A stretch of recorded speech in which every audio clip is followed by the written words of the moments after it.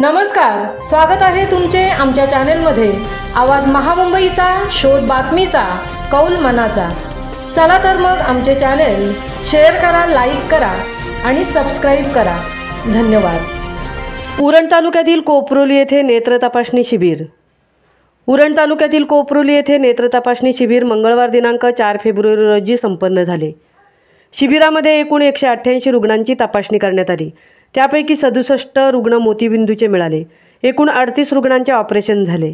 Shantilal Sanghvi hospital वडाळामार्फत ही operation मोफत करण्यात आले।